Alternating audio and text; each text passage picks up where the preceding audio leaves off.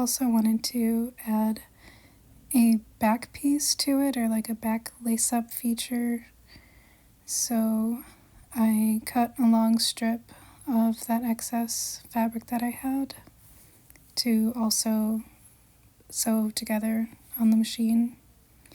And I started this thinking that I was going to be able to do the whole thing on a machine, but I quickly found out that I wasn't going to be able to use the machine for most of this, but I was able to use it for all of the loops and the straps that I made by adding like a piece of tape to the bottom of the presser foot, and that somehow was supposed to guide it along, and also using a denim needle.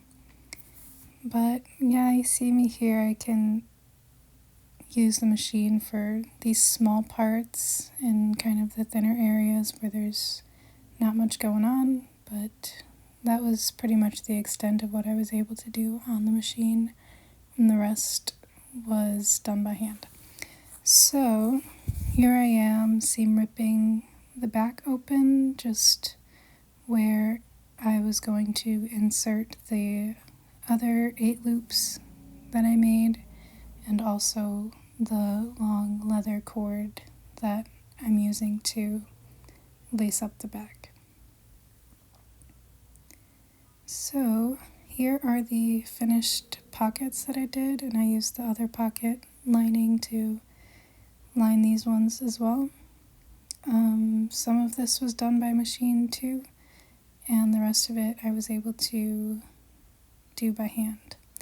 And that's where I started, was the shoulders, and it just kind of looked better and I was able to control the fabric more.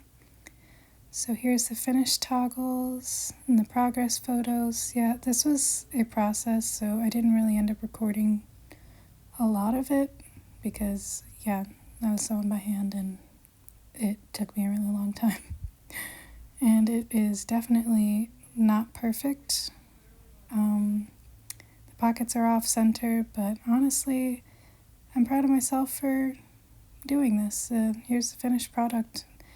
It took a lot of effort and a lot of hand sewing, but I really like how it turned out, and I am extremely proud of myself for even being able to achieve this type of alteration on leather.